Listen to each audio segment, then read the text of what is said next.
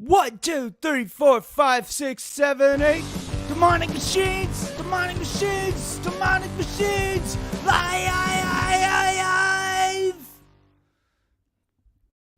Woo! How's it going, everybody? We're doing Demonic Machines Live. Where's my phone? Did Deuce text me? Setting my stuff up, running a little behind. Okay, so Deuce isn't here yet. Hey, I'm doing well. Yeah. Oh, why is my face all blurry? Because I don't have my light on. Okay, there we go. All right. So, a lot happening in the world of demonic machines lately. I might have some big news soon. Some first off, as always, check out our Patreon, patreon.com/demonic machines. Donate as much as you can, or as little as you can, or whatever. It helps because me and Deuce, we both are working class individuals and we'd rather be podcasters. Let's see. So we've got a new product. It's the DMA, which stands for Demonic Machines Amplifier. It's the DMA 102. It's uses it's got two tubes. It only uses solid state circuitry for rectifying the circuit rectification. I'm still learning how amps, I'm the ins and outs of amps, but I'm building amps now, and they work. Good stuff.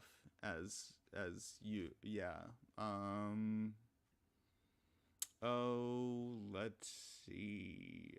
What am I looking for? Oh, I remember.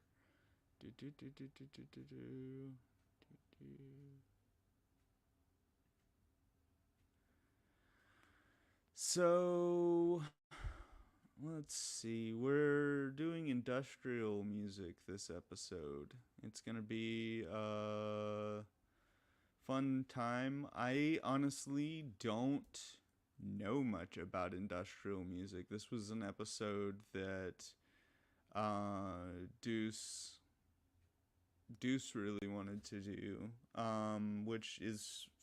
that's fine with me. But since he's not here, let's talk about what I know about industrial music. So I think the genealogy that I most closely identify with is sort of the Midwestern, like Chicago noise rock scene. Bands like the Jesus Lizard and Scratch Acid and Big Black, Steel Pole Bathtub, Hammerhead, that sort of stuff. Just very grinding. Grind isn't the right word because grind means something different, but very mechanical sounding noise rock music. I think a more contemporary example of industrial, though not the most contemporary, would be Nine Inch Nails. Nine Inch Nails is, I think, definitively industrial. There's also KMFDM,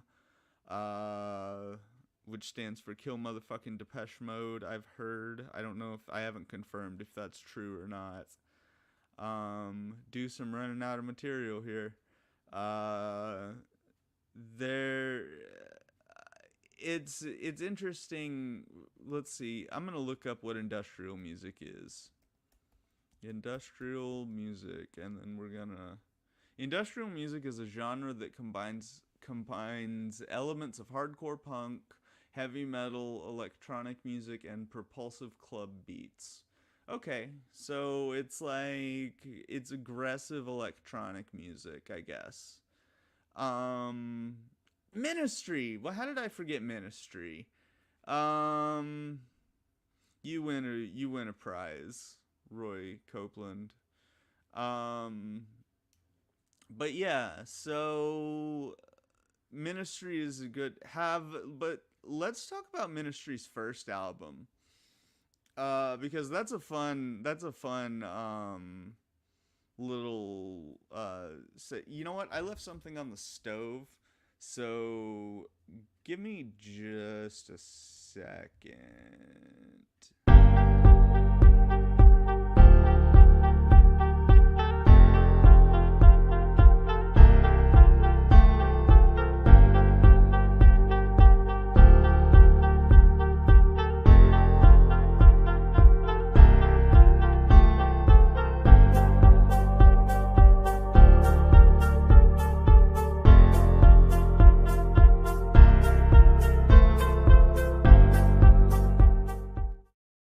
I'm coming. Hold on.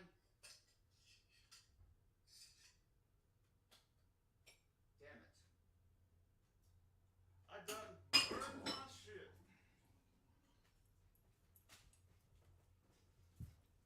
Well, whatever. Here we go. We're back. We're back. Live. Living on the edge. Living on the edge. Killing. So I'm not that familiar with Killing Joke. Yeah. I would say. I don't know. What do you think, Michael? Would you say that Killing Joke was early industrial?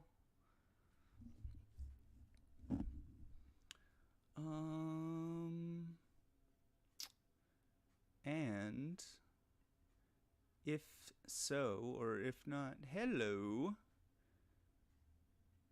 Yeah, I mean, okay, so Killing Joke. I would totally play some Killing Joke. I feel like that'll get us. I don't really know what happens because we're not like we don't get money. We're not like a monetized channel or anything like that. Um, so I don't know if we could play music on here or not. Like listen to an example of Killing Joke and then discuss the music.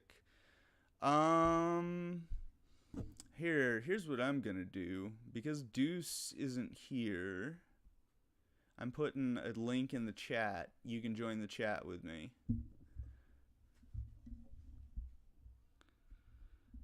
Yeah. So, industrial music. I think of if you say industrial to me, I think of the song "Head Like a Hole" by Nine Inch Nails. I think that Trent Reznor, just as a musician, kind of goes beyond uh, being just an industrial musician, if that makes any sense. Um, but yeah, yeah, I mean, Trent Reznor's really talented. Oh, hello, Michael McFall. What's going on? Hey, not a whole lot. Turns out hold on, let me fix my audio real quick. So we are talking about industrial music. What are your thoughts on industrial? Nine Inch Nails would probably be it. The new style of Billy Corgan. The new Uh, yeah, the way he's doing his synthesizers are Okay. pretty. I would say it's pretty industrial. If not, it borders the line of industrial to EDMC. So the way he's doing it is kind of different. He's gone away from the more punk rock scene to more of like a more of a Depeche Mode type of type of sound. Yeah, and that will happen. Yeah. See, I wish Deuce would hurry up with whatever he's doing. I'm sure he's got a good reason for being late, but Deuce would have a ton to say about like Iggy Pop and Joy. I feel like Deuce would have a ton to say about this. I haven't heard Billy Corgan's new stuff, honestly, because I He think he's such a twat.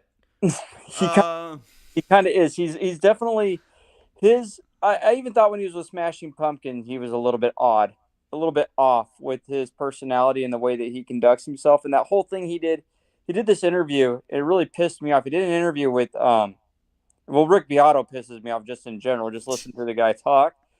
But it was Rick Beato and Billy Corgan, and the whole time he was just like this. It reminds me of Tim Henson. It's like, dude, I just want to punch him in the face every time he opens his mouth because you don't have to be that way. I get it, you're a musician, but if you take if you look at Noel Gallagher, if you look at people like Steve Vai and some of these other guys that are like more down to earth and talk to people like they're human beings, then mhm. it's so much better. And then you get these assholes like Tim and Billy, and it's like, okay, I don't even want to listen to what they got to say, you know. And I reluctantly sat there and listened to the whole thing just so I could learn something about what he was doing, because he's not doing it. From what I understand, the way that he's running his new operation is in a coffee house in New York. He's not actually doing it on records, at least not that I know of. He's doing it kind of like avant-garde, just on the fly when he decides to show up to his coffee shop and plug into his machine that makes his noises. So that's kind of what. So it's interesting in that sense. But yeah, he's different. I would say that people like Seether, the new albums out of Seether coming out, I would say would be industrial. Not Okay. so much leaning towards the guitar scene, more into the electronic scene. Um, Okay. you know, when I think of industrial music, I think of like almost like desert rock. You know, like almost like Chainsaw. I think Uh, of See, when you say desert rock, what I think of like Queens of the Stone Age and Caius. Like those are the two bands like when someone says desert rock or like The Doors. I associate them with the desert for some reason. the only reason I associate the Doors with desert rock is because of the fact that the movie. Yeah, that's probably what it is for Yeah, me. you know, well, so the Salty Dog out of Nevada. So there was a bar called the Salty Dog, and it's kind of where like all these guys would get together and trip acid for Mm-hmm. days, and that was kind of like out by, God, was it Elko? I think it was Elko. I'm trying to remember if it was on the border of California, if it was on the border of New Mexico, but it was Elko, Nevada, I believe, was where the Salty Dog sat. And that was kind of like where all these guys would get together and get away from like San Francisco and get away from Phoenix and get away from Denver. And they would just kind of Mm-hmm. group up into that area and or at that bar, and they would just sort of play for days. So bands like Big Brother and Holding Company, The Doors. There's a whole documentary on it that's really good. I'll have to if you send me a message and let me know Also, I'll what shoot it's you up called. on Messenger. I'll shoot you one, and I'll let you know. It's called. Is it the? It's the red. It's either the. It's not the. It's the Red Dog. It's either Red Dog or the Salty Dog. I'm trying to remember the name of the bar. But my Okay. was a go-go dancer during the '60s in Vegas, and she said that they sometimes would travel out from Vegas and go to Elko and visit this place. So I looked it up and I found a documentary in my searches. Okay. So it was pretty cool. Like she was actually at the Monterey Pop Festival in '67 when Jimi Hendrix lit his guitar on fire after the Who smashed up all their shit. Yeah. Didn't Jimi Hendrix did his first, right? Isn't that why the Who smashed up all their like or Jimi Hendrix knew the Who was going to smash up all their shit and that's why Jimi Hendrix went crazy at the Monterey Pop Festival? Jerry Garcia said that he was in between both sets. Okay. So the first set was, I believe it was Hendrix lit his guitar on fire. No, sorry. The first set was the Who came out and smashed all their shit. Uh-huh. he said he had to follow that, and he goes, okay. and he said he was so embarrassed because the next one after him was Hendrix out there lighting his guitar on fire, and he says, we just played this little ting ting ting ting. The interview he does is hilarious on it. But yeah, my aunt was there for that concert when that all went down. That's really cool. Yeah. So Michael is saying White Zombie started out sounding more like Sonic Youth, and I think that's a really interesting comment. I don't know that much about White Zombie. I know like Astro Creep and the hits, but More Human Than Human. That's what that song's called. But if you listen to Sonic Youth's first album, their self-titled album, it's a blue album with a black and white photo of the band, like overlaid over itself several times. And it, going back to your other comment that industrial is drum machine or repetitive and mechanical sounding, it has this very mechanical sort of drum sound to it. And I would almost describe their drummer as a dancey drummer. Like there's a lot of that, like I can't do with my mouth. Never mind. I'm not even gonna try. Yeah, but White Zombie, I would definitely like consider White Zombie, like Ministry, Marilyn Manson. I would consider Marilyn Manson industrial, I think. What do you think? I believe Mike? that so early Marilyn Manson, yes. His first few albums he did, absolutely 100% without an adulterated doubt. He was definitely industrial. I believe that there were several bands that started out that way following suit of Sonic Youth, because Sonic Youth had such a sound to them that really was unlike anyone else's, and especially because they would do weird stuff, right? Mm-hmm. So some of the bands I think of that could have been falling sort of in that line would have been White Zombie, Marilyn Manson, The Cure. Some of the other ones would be, I believe, the early Nirvana before they got big, following like when they were garage band before they ever were, before even they did Bleach, the Bleach album. I believe that they were very industrial sounding. Mm-hmm. Another band that I would think, God, I'm trying to remember who he played with, but early Buckethead, kind of with his first band. I know it's metal, but the way that the drummer attacked the way that he approached the drums would make me think that would have been falling in the line of metal / industrial. That's what I think of, sort of, but I would definitely say The Cure and Sonic Youth in the beginning. Yeah. Okay. I can take that. So hi Deuce. I'm sorry I'm running late. It's all good, man. Hi, Mike. Hey, what's going on, brother? It's good to see you, my friend. Good to see you too. Wait, hold on. I'm trying to figure out the screen layout. It's all good. So, Mike, you're our guest today. Yes. Okay. So, let me see. Yeah. So we were kind of just rambling about industrial music and sort of what counts as industrial music. We were just sort of listing bands and like what counts as industrial. Yeah. And I know this was an episode you really wanted to do. I know, and I'm late for it, of course. Yeah, and so I wanted to get like your spiel on industrial. Industrial. Hold on a sec. Is my mic cracking up or does it sound okay? It sounds perfect. Okay, just making sure.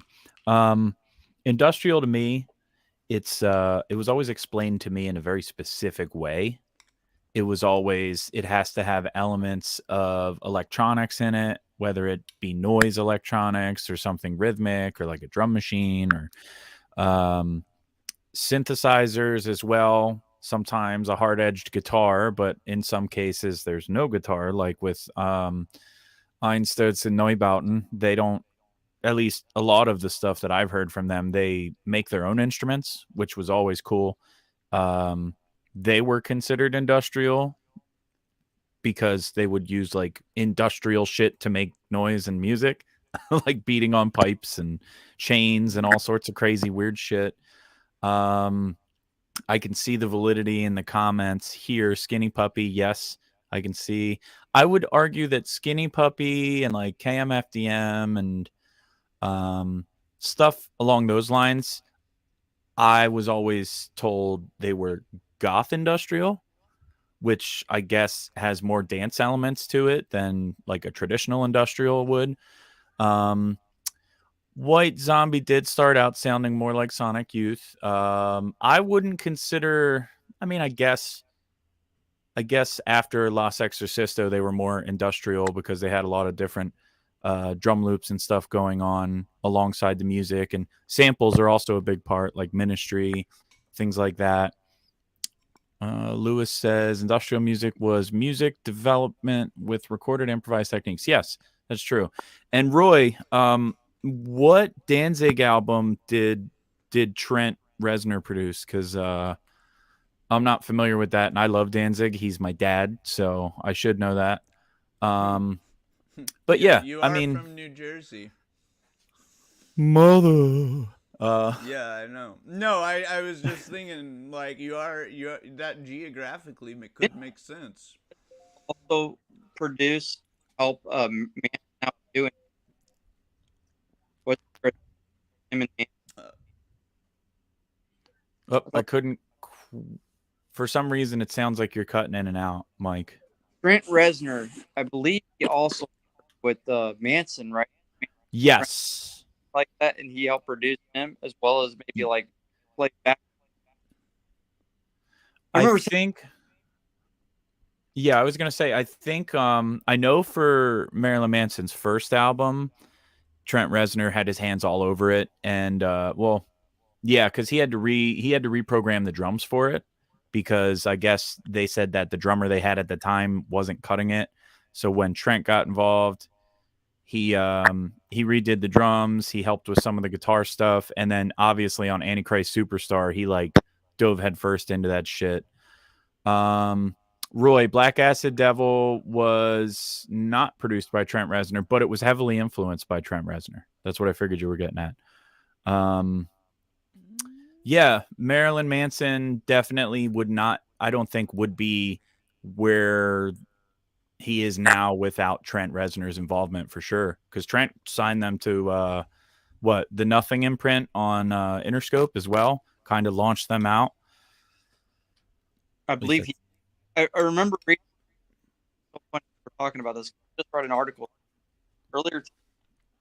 I was reading about Trent and what his were on what seems like a lot of industrial and a lot of metal. You know, I guess modern metal really huge influence, huge on so many people. And I guess his drum lines were out of this world. I never really paid much attention to him. I just always got a kick out of the vocals of Marilyn Manson. I really listened to the drum line, but yeah, I guess apparently absolutely one of the best. Yeah, Manson went through a bunch of different drummers throughout the career, but I always thought, see, it's one of those things. Oh, we lost Mike. Okay, I guess Mike will be back. So yeah, with Marilyn Manson, I think that it's hard to be able to tell the difference between the studio, who did what in the studio and who did what live, because Marilyn Manson, the band, was in flux for quite some time, and it became literally the Marilyn Manson band. They started as Marilyn Manson and the Spooky Kids in Florida, if I'm not mistaken. And it was a lot more, I don't want to say a lot more interesting, but Scott Putski definitely had a big part in the early sound of Marilyn Manson. Oh, looks like Mike got kicked from the chat or the video. You should be able to rejoin. Yeah, you should, if you can, rejoin. You're more than welcome to come back. Mm-hmm. Rammstein, yes, I can definitely see people identifying that as industrial as well. But I think it really, industrial as I'm aware of it, I think all started with like the Wax Trax records, the groups that were involved with Wax Trax and early Ministry and things along those lines as well. Welcome back, Mike. Sorry we lost you. No, it's fine. It was my internet connection, like, decided not to work. So Yeah, that happens to me often. That's why you guys see me doing that. Oh, fuck, I dropped my mouse. Yeah, I got a quick little improvised setup here, so everything is like all sorts of fucking not where it needs to be. There we go. That works for me, yeah. God damn it. Okay. Can you tell I'm not prepared? So let me get the notes because I don't remember where we So I was gonna comment on the Rammstein thing. Yes. Because it's weird because I was talking earlier before you got on about how, like, in my mind, like, sort of the branch of industrial that really resonated with me was like that Midwest, like, noise rock scene, you know. Yeah. Like, I think Ministry was a part of that too, weren't they? Weren't they from Chicago? Yep. Yeah. You've got Big Black, you've got Scratch Acid, Jesus Yup. Lizard, all of those bands, and but like, while like that for me is like what I would think about as industrial music, like the industrial music I would listen to, I guess. Like, when you say industrial music to me, I immediately imagine people in a German dance club. And that's my whole story about Rammstein. I can dig it. Yeah. But anyway, that's it. That's it. That was all I had to say. that was the movie Triple X when he walks into that club scene. That's what I think of industrial music. Like, when industrial music first place is like the movie Triple X, where he walks into that gigantic ass party. Yeah. Everyone, like, that's pretty much what I think of, or I think of Death Rock.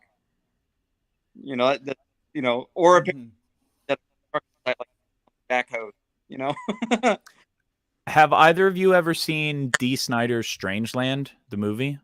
Mm-mm. There's a scene in that where there's like a goth dance club, and they have the band Bile, which I actually added to. It's going to be one of my picks for the playlist for tonight's show.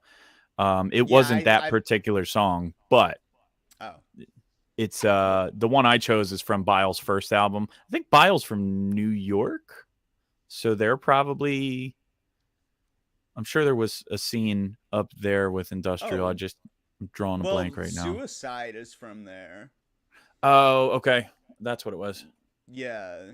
Superhero. Yeah. So would that be like proto-industrial? I think so. Yeah. If you want to be technical about it, yeah, I think it would be. Okay. That could include a bunch of other shit too, though. Like, would you consider Swans industrial, or would you consider them more like noisy, like the early shit, like Filth and Body to Body, Job to Job? Like, I don't know. I just like Swans. Like, I think and they were part of the New York no wave scene, weren't they? Yes, the very first release, the Swans EP was very very no wave, and it was interesting because Michael Gira actually played bass and sang on it, which I don't think Michael Gira in Swans really in the beginning was known for doing too much instrumentally. He was just kind of like the force in the very front of it. I mean, that's certainly what it is now. I would argue Swans, after they got back together, became more of a Angels of Light kind of weird folky industrial sounding thing, and then now it's just the Michael Gira show. Sorry, that's a little tangent, but That's all good. yeah, I'm trying to think who else did I have. Okay, so here's a question. Would we consider, because I consider influences of industrial, would anybody consider Static X to be industrial in any fashion? No, I wouldn't. I think of them as new metal.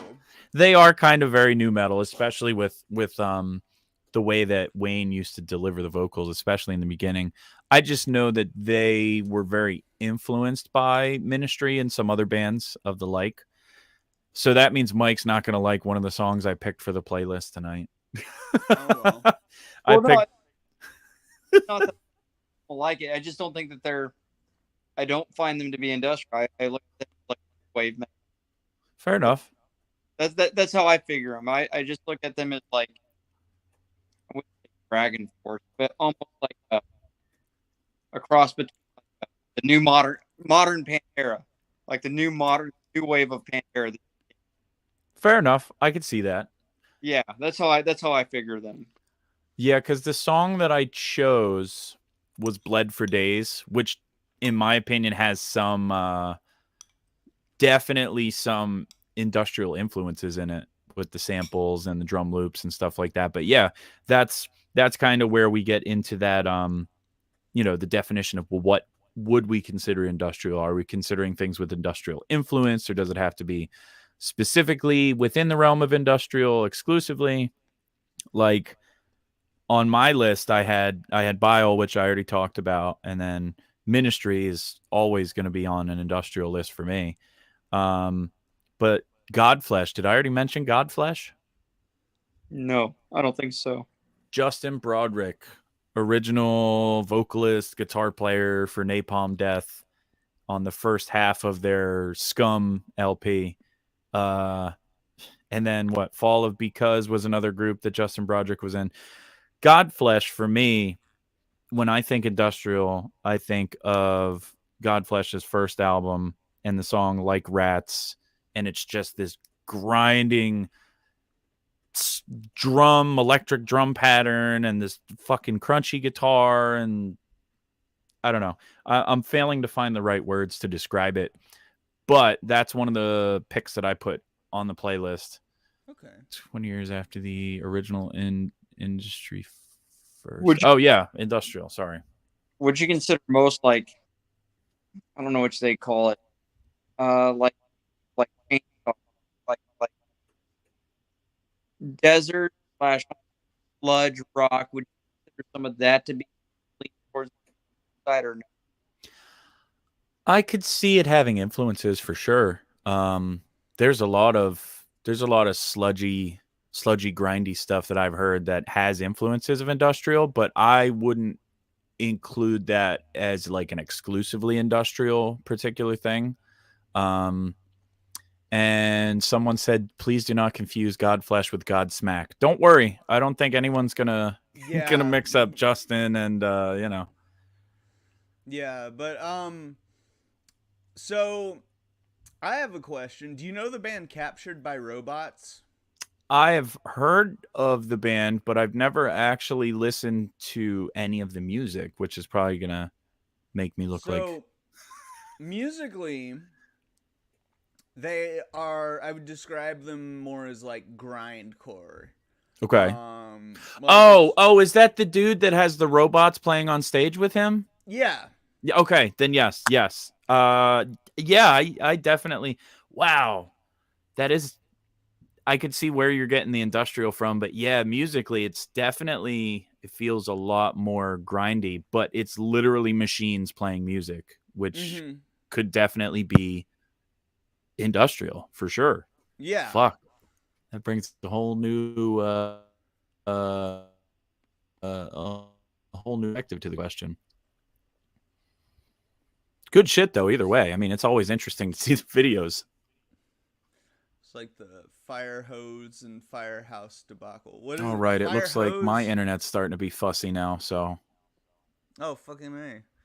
Looks like I'm the only one with a good connection, unless Fire it hasn't hose. been a good Fire connection. hose. That was Mike Watt's band after the Minutemen, right? If I'm Mike not Watt? mistaken. Yeah, Mike Watt. Do you know Mike Watt? I have not heard of Yes, him. I'm familiar. So Mike Watt played bass in the Minutemen, which was they were like part of the hardcore scene, but they didn't really sound like a hardcore band. But they were on SST Records with Black Flag. There's actually an album called Minute Flag that SST released, and it's Minutemen and Black Flag playing together. That's fucking awesome. Yeah, but so Minutemen, their guitarist D Boone, they were this like super like pro working class band and would like hold shows on nights that like, you know, working class people could like make it to the show, and you know, they would try to do like that kind of thing. But their guitarist D Boone died in a van accident in 1986. Yikes. Yeah, and so then Mike Watt started Firehose, and I think he played with the Stooges in like 2007, 2008 or Yep. so, and I actually got to see that. I saw the Stooges with Mike Watt, and that was a really good show. He's a fantastic bass player. I would recommend the song "This Ain't No Picnic" by the Minutemen. Yeah. Like as it's showcasing just like what's so awesome about that band. But now he's solo, and he does a lot of collaborations with other older punk people. Like he put out an album called Ball Hog or Tugboat, and he does songs with like he does this awesome like hilarious song called Sexual Military Dynamics with Henry Rollins. And like he's also got like Kathleen Hanna's on there and a lot of people, but Mike Watt's not even remotely industrial. No. Well, are you familiar with Black Moth Super Rainbow or Tobacco or any of those? I have heard those names, and yes, I think he's still married to Kira from Black Flag, isn't he? Oh, I didn't know that. Yeah, I know they were married for a while, but I think they're still married. I haven't heard that they like split up. I could be wrong. I don't necessarily keep up with Mike Watt's life. You know, like if someone told me, I would probably be like, "Oh, okay, whatever."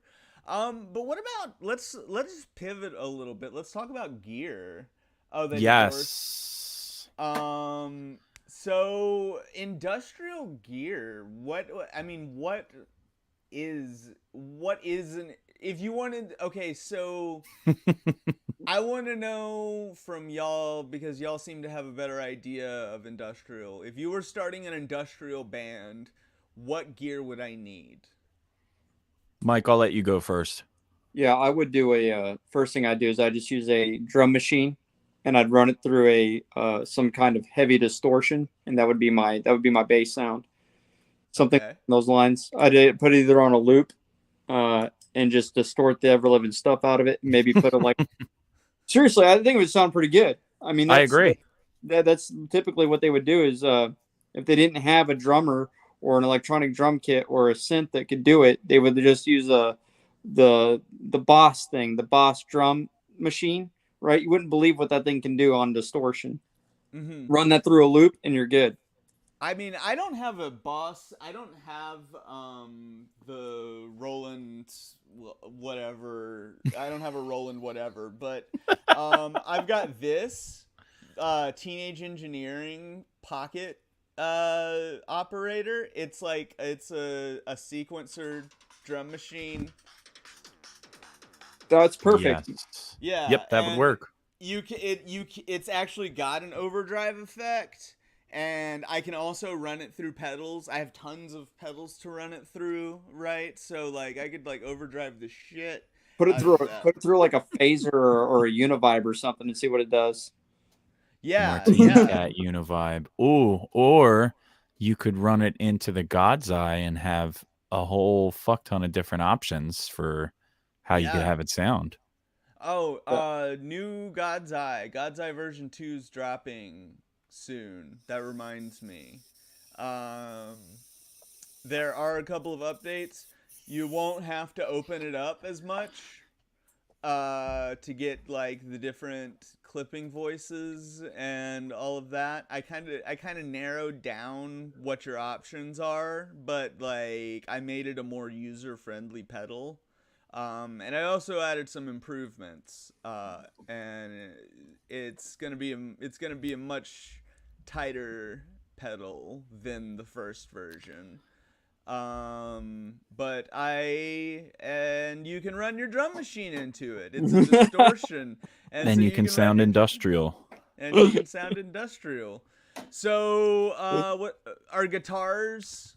Are guitars necessary in an industrial band? No. No. I don't Okay. think that they would be in the traditional industrial sense if we're going for like what the core of industrial is. I mean, obviously there's groups that have industrial with guitars and bass and stuff. If you But- put a guitar in it, it's just going to sound metal. Like, I mean, Yeah. if you think about it, because what is somebody going to use? They're going to use something like along a rev, right? Some kind of heavy metal, Mhm. and they're going to try to go for like a almost like a Dream Theater tone. So it's going to be, it basically just turn it into metal. Yeah, that's Use like the thing. EHX synth. What is that? The Synth 9 or something like? I forgot what it's called. But Oh yeah, I know what you're talking about. Yeah. yeah, run it through that, then maybe. But I mean, why not just use a keyboard? I think that there's a lot of like rack gear, like Euro rack synthesizers and things like a lot of the stuff that Moleko Heavy Industry sells, I would probably say would be a safe bet for instrument wise. Sequencers, loopers, synthesizers, you name it. Let's see. Roy says currently using model cycles to sequence using rack mount drum machines. Emu, Roland have a Dirty Haggard dual treble boost, dual rat like pedal. Yeah, no, that sounds like that would work perfectly. If we're going for pure industrial, the question would be, would you prefer the vocals are heavily affected, like crunchy with maybe a little bit of chorus or some flanger or something on it, or do you think that it could be clean like the band Suicide? We're now I'm trying to think what There was a fuzz pedal that came out like 2 or 3 years ago. I don't even know if it's still on the market. I don't remember who made it, but it had a CB mic. And you'd key it off, and you could speak through your fuzz pedal. Are you sure you're not talking about the telephone fuzz from Seahat Effectors in Indonesia? I don't remember who made it. I just remember CB Mr. radio. Seahat. Yeah, Yeah. Mr. Seahat, he gets a lot of the Putro. Shout out to Putro, one of my first paddle buddies.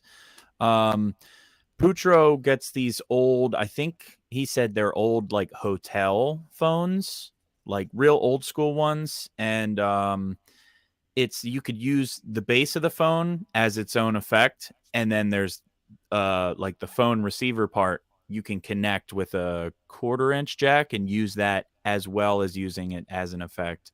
It's really, really interesting. I think that would be fantastic for industrial. I just wanted to highlight that comment for a second. Guitars make noises you can't get on a keyboard, which That's I true. agree with. Very true. You can get the screams. Oh, and Roy says Pine Box Effects. They did one without the fuzz. I think that's okay. in reference to that. Who knows? I mean, it's in reference to something.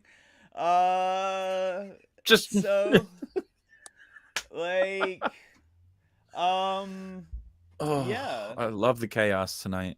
And it's all Oh, my yeah. fault. It's all my fucking fault. It's not your fault. It's fun. It's fun. It's everybody's fun fault. chaos. Hey, sometimes you just got to go with it. Just try stuff.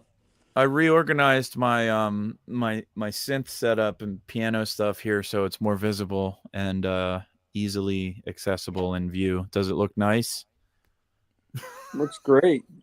I have too much shit. Also, the CB pedal vocal only one is what Roy's talking about from Pine Box Effects. Looking it up right now. We will pull up a reference to show you.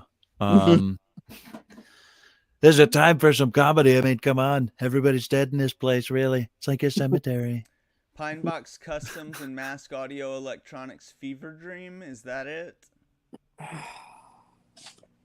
It may be. Are you asking me or are you asking someone else? Because I don't remember. I'm being... Whoever knows. Yeah, I don't have a clue of what that brand. The one I'm thinking of, it was a fuzz pedal, but you'd have to. It seemed kind of useless because you would have to play guitar, and then you'd have to like hit the microphone, talk into it, and then go back to playing again. Like, oh, that's good. I'm glad you said it like that. There's a special place in my heart for just stupid boutique pedals. Like useless shit that's like a one-off type of thing that's fun. I think is Like, what was on 60 Cycle Hum, Ryan had the fucking boost pedal with 16 foot switches on it or something? Yep. Each one engaged its own individual boost, and when you had them all on, it was like you were going to see God. Yeah. I remember that. That was pretty funny. That was hilarious. I forgot about that pedal. What about the fart pedal? Do you remember the fart pedal? You know who uses that on a regular? Who? Ola England does. Oh, I should have fucking known. You know that they, I think it was at NAMM, they released a version 2 of the fart pedal with more than just one knob. I got an email from Okay. It had a wet dry knob for the fart. Yeah. I'm sorry. I mean, all the ridiculous things to think of, but I mean, fuck. I mean, I guess that could be used for industrial. I wish it tracked. I wish that it would actually, instead of it just randomly making fart noises, like every time you hit a note, it would make it into a fart. It would make each note fart differently. Yes, that would be cool. Mm-hmm. If you could get it to track, I don't know how in the world you'd ever do that. That's You'd have to re-engineer the whole thing. Well, yeah, I would imagine that it would have to be like some kind of DSP type thing, like you would have Probably. You could do it with a FV1 probably.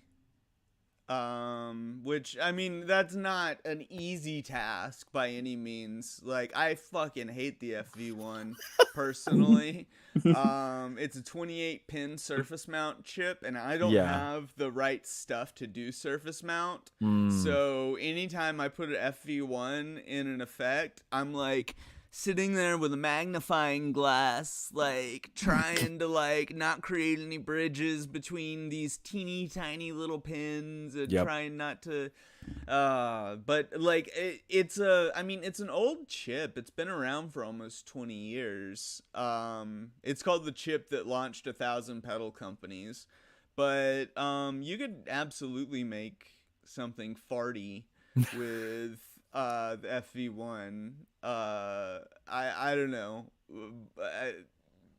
but do we want something farty? I think is the question. Only if it has a dry wet knob. Oh, that's so gross. It's like childish humor. Yeah, it's like 12-year-old boy humor. You know, it's just it's. Yeah, I think it's definitely just like an adolescent humor because my nieces have that sense of humor too. Mm-hmm. It's just when you're a kid, fart equals funny. Yeah, fecal funny. Yeah, like it just is. Shakespeare knew that. Like you can't. I don't know. Like anytime someone's like, "Oh, bathroom humor," I'm like, "Yo, I was in a Shakespeare company for a couple of years. Like that dude made poop jokes and dick jokes and fart jokes. The original." Like it was so like ridiculous. It's so much fun to perform, but that's not industrial at all. Yes, Shakespeare Oh. was not industrial. Okay, so we could bring it back by because we already suggested the type of gear that you would use. We discussed what the fundamentals that we would consider industrial to be.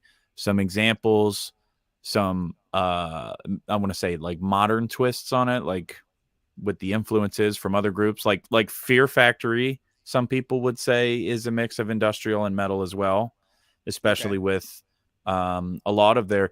Here's the question: do you think there's a specific lyrical subject matter for industrial? Does it have to have anything to do with machines and like apocalyptic post, like a dystopian future type of stuff, or do you think it's strictly down to the instrumental parts for the industrial? I think, well, what I would guess, because all I know is the aesthetics of it. Like, I don't really know the deeper culture. What I would guess, based on what I know about other music subcultures, is that there probably was more cohesion in certain lyrical content, like early on, maybe in like Yeah. earlier scenes.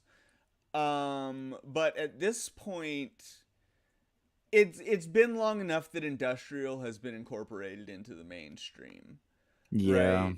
Like industrial music is not like no parents are gonna get scared by Ministry nowadays, you know.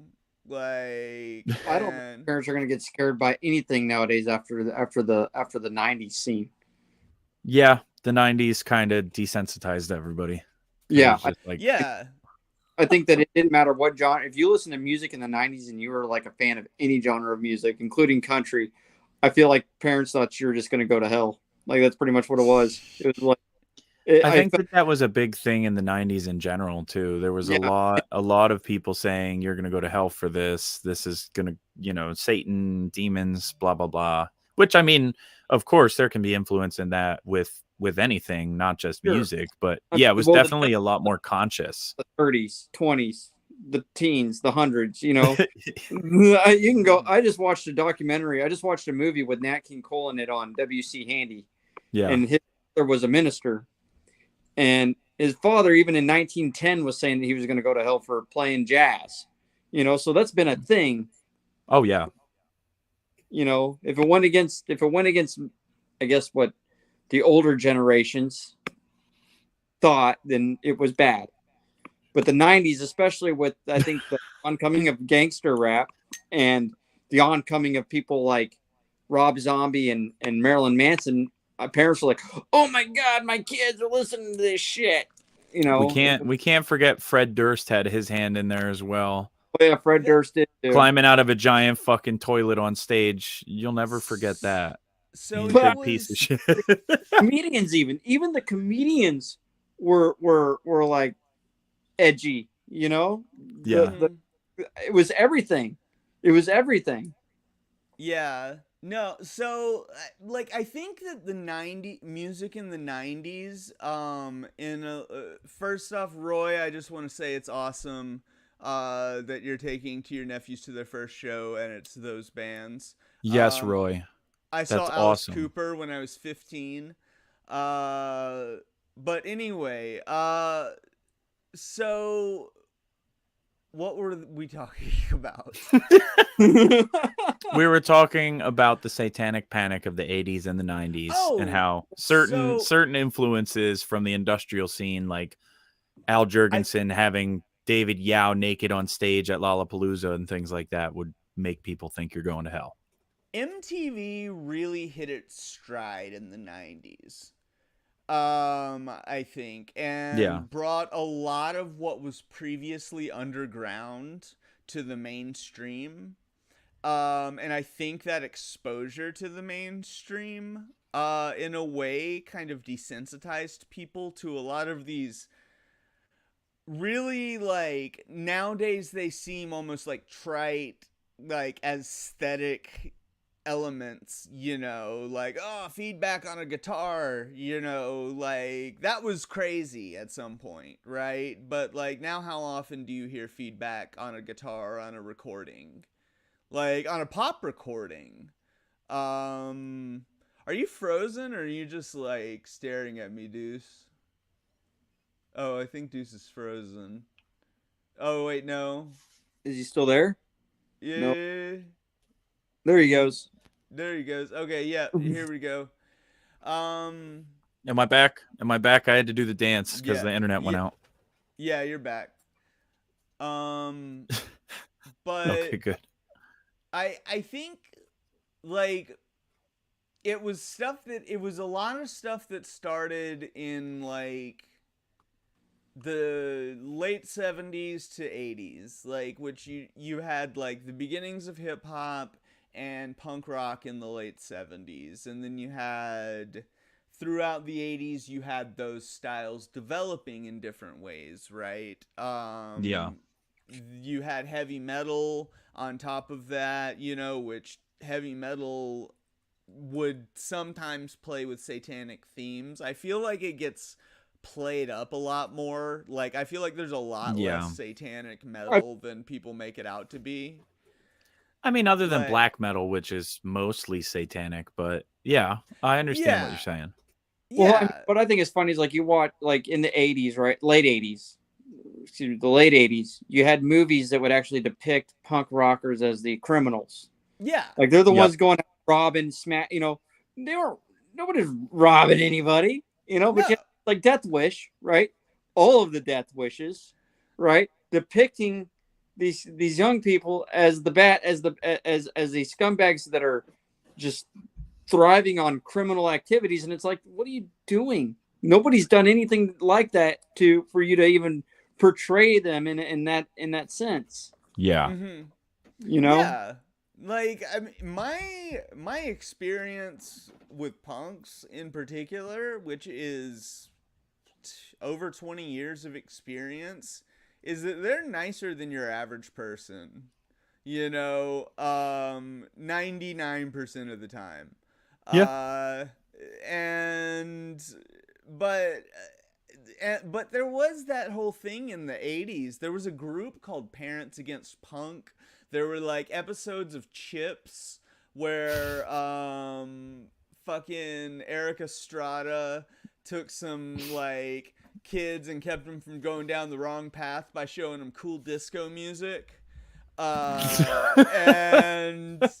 it was just like, but the thing is like, what I always think about is that at some point the people that grew up on the underground shit of an era will be in positions where they're art directors or where they're music directors or like things like that. And so like you will start to hear some of that more underground stuff or like things influenced by that underground stuff once that generation that was young when it was really underground gets old enough to like take part in society. Does that make sense? It does. Yes.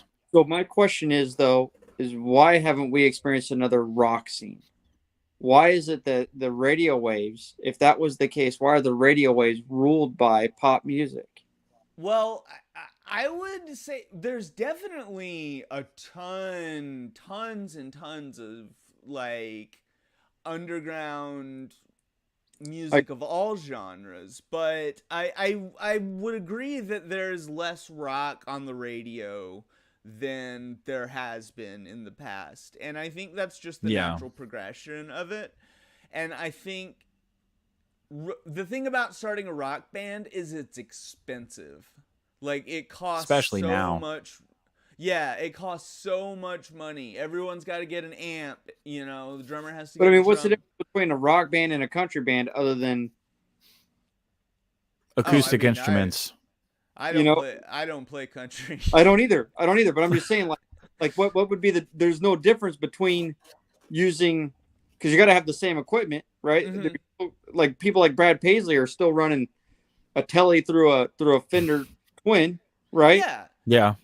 It's just I think the style or people's. It seems like rock has died as a mainstream, but on YouTube it's bigger than, I would say it's bigger than anything else out there. Here's my thought on it. I think that rock got a really bad name for a long time. Like recent years because there was a lot. I think there was a lot less innovative groups that were coming out. I mean, you had the people that started crazy new fucking interesting shit in rock that are still around, and then you got a bunch of newer groups. But it's like I feel like the public consciousness has moved past that because there's so many new types of music being made. I think rock is always going to be there. It's definitely, like you were saying, I feel it's underrepresented in the mainstream, but you gotta keep in mind all of what's going on in music right now is just like continuously changing. Like somebody showed me there's like whistle rap now. That's a thing. Yeah, I thought I saw it and I'm like, oh, that's a good meme. And then someone's like, no, that's a real fucking thing. And I'm like, for real? Mm-hmm. I could have a career doing that. And I think No, you couldn't. no, I definitely couldn't. But I would not argue if someone said, hey, whistle over these beats. We'll give you a lot of money. You go on stage and just whistle. I would take the money. I'd take the money and run in a minute. And I lost my point. What was I going to say? Oh, I think. But I wonder if it wasn't you brought up something that kind of struck. You said that people were over it and it brought a bad scene to it. I can't help but wonder if Woodstock 99 wasn't part of that. That's what I'm thinking, because that's when like rock was like fire molten hot, and then you had like new metal, and it was like grunge had ended, but it was like the next new wave of cool shit. And then obviously the public consciousness saw that. And I was talking more like you have, I guess people call it post grunge, but like a lot of bands started sounding like the same band, just with different singers and different lyrics. The music just kind of started to like in my head, the bands that pop up is like Creed, Nickelback, any other really popular rock band at that time. Yeah, like everybody just kind of like started to be like, hey, we're all going to do the same fucking thing because it's working. And as a result of that, yeah, I think a lot of people just got tuned out from it. People, because everyone was starting to sound like Stone Temple Pilots. Mm-hmm. Everyone was starting to sound like STP. Mm-hmm. Everyone. Yeah. But I do believe that like bands like Green Day, bands like Offspring, and Limp Bizkit, right? Those bands had a particular sound. Yep. They had their own sound, right? But they and also the Red Hot Chili Peppers. You cannot deniably, when you hear within three measures of hearing yeah, pretty much. I was gonna say with the Chili Peppers, for me, it's always the second you hear Anthony Kiedis, you're like, oh, what the fuck is he gonna say now? Yeah, right. Yeah, Jimmy Bam now, whippity balama, him California. Like, come on, man, stop talking about California. Yeah, I'm probably about to leave California. I'm so fucking sick of this state. It's so expensive. It's so insanely expensive. I'm so glad I left California. I am just I left in 2014. I was in San Diego and I just said no, I don't ever want to go back. And it's sad because that's where I'm originally from and I loved it. As a kid growing up, it was great. Yeah. I wouldn't go back to the Bay Area right now. You couldn't pay me enough to go back to the Bay Area. I've never been, but I just keep hearing all this like crazy shit going on. And I'm like, what the fuck? Has anybody called California and checked on them lately? Because they're turning into the next Florida. Only in the sense of Florida. Like Florida man or outrageous thing happened here, blah, blah, blah. It's worse than Florida ever thought of being. California is almost a third world country on its own. Yeah, it's kind of, it's definitely like, it's so expensive, but wages are so low. Like, as a teacher, I'm making more money right now than I ever have made in my entire life. As far as, it's a higher number. But compared to the cost of living here, I'm living at a way lower standard of living in California than I would be in like Kansas City, Missouri. Or there's I might be moving there. I'll tell you about it after the show. Understood. Yeah, but anyway, so we did what we normally do. We started with a topic and we kind of went all over the place. We're somehow And I eventually got showed up. got on, yeah, and it was great. It was fantastic. I love this show. It's a fun time every time. But oh, I believe Boston isn't cheap because that's yeah. like that I tried sound to buy a house today. Actually, I really did try to buy a house today in New Hampshire, and for what they're charging for homes there, it's ridiculous. Yeah. The whole Northeast, right? Yep. It's absolutely but I think that's everywhere right now. The house it's a seller's market. It's not a buyer's market. mhm. Definitely. Yeah, I can agree with that. I mean, where I'm been looking for a house for like 4 years, still in a trailer, but you know, it's I live in a fucking trash can. I am not a realtor. What I was going to say is, would you like to talk about the tracks that we picked for the playlist for tonight's Yeah. episode?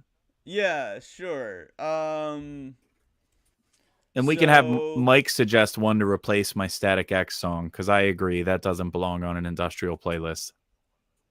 Oh, I put I don't care if you put it on. No, it's fine. Run it. Send it. And Full you- send. And you can add something that you want. Hold on, my computer's being slow. Come on, you got this. Okay. So we got Then Comes Dudley by the Jesus Lizard. We have The Model by Kraftwerk. We have Yep. Head Like a Hole by Nine Inch Nails. We have Stay Here by Swans. And Yep. then a more contemporary example of industrial that I found while I was researching for this episode is, I don't know if they're called Threeth or Three Teeth. Three Teeth. Yeah, and then Yeah. HO9909. I think they pronounce it horror, but yeah. That's what I thought, but like I just wanted to make sure everybody knew who I was talking about. Absolutely. But Time's Up by those two artists, Three Teeth and Horror. And then from Deuce, we've got Remove the Head from Bile. Yep. Like Rats from Godflesh. Nursing Home from Ministry. Bled for Days by Static X. And Weakling by Swans. We got 2 Swans tracks on here. I'm know, excited. both off of Filth. I know Filth is such a dirty album too. Yeah, no, it's so what tracks would you add, Mike? Let's see. I would do anything from D Boone. Literally, I just googled up a bunch of stuff. Anything D Boone would be good. D Boone? Yeah, Okay. I think anything from that would be excellent. Excuse me. Sorry. I took notes. My computer is being slow. Yeah, part of the reason I was late is because I had all my shit set up, and then the second I sat down, my fucking computer had a kernel panic and like shut itself off and started up and was like, "Hey, you fucked up," and then it started back. It would have been computer issues. So do we want to go ahead and let's It's left me. so because of all of our technical difficulties, do we want to just go ahead and end the episode, and then we can chat in the doohickey, The after chat in show. chat in the green room afterwards? Yeah, we can do that. I think the viewers will understand. Yeah, no, definitely. Like, I think, but yeah, guys, it was great having this show. Mike, it was good having you on the show. Thanks Everyone for give having a me. hand to Mike. So we do this every Sunday at 6 p.m. Pacific time. Figure out what time that is in your time zone. Go to demonicmachines.com to check out pedals and amps. Check out the Patreon. Check out our Patreon. Deuce and I are both working class individuals, and we would like to be instead YouTube influencers. Yes, it would be a lot nicer than unloading trucks all day. Yeah. And with that being said, stay demonic.